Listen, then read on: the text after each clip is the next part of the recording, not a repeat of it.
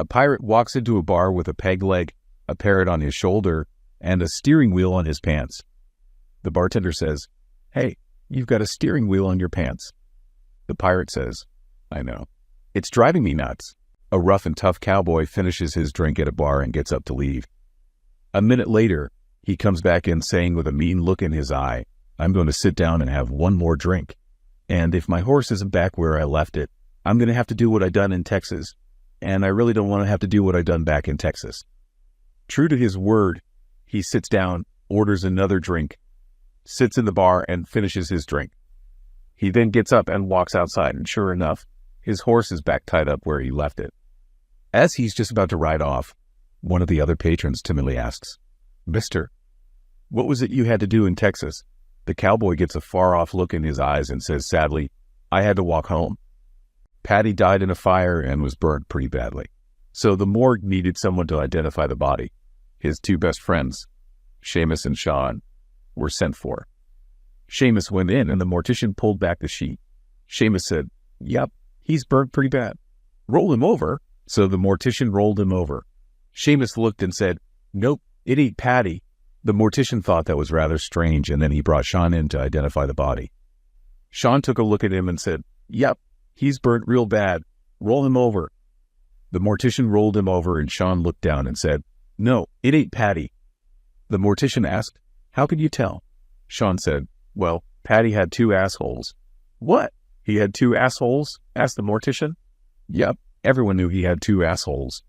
Every time we went into town, folks would say, 'Here comes Patty with them two assholes.'" A man goes into a pet shop to buy a parrot.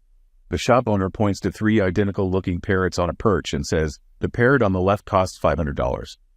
"Why does the parrot cost so much?" asks the man. The owner says, "Well, the parrot knows how to use a computer."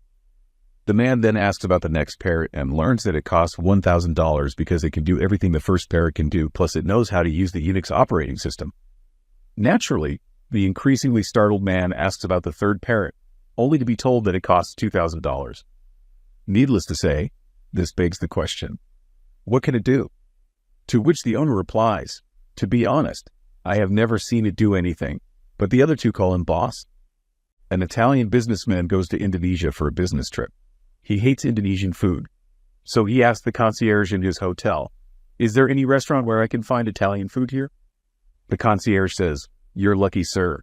A new pizza restaurant just opened and they deliver."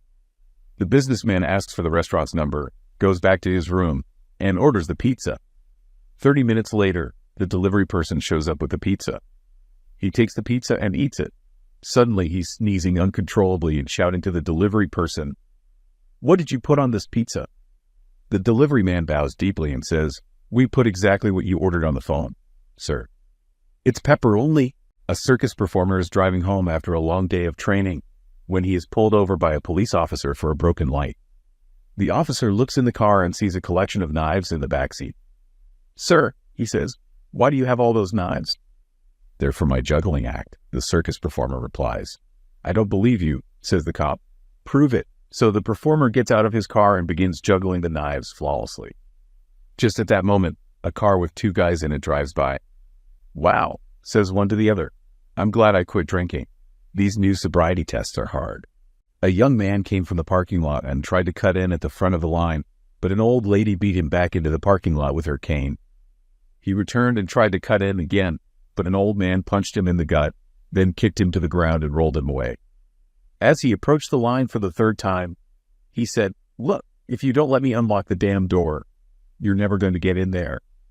3 men are shipwrecked on an island infested with cannibals.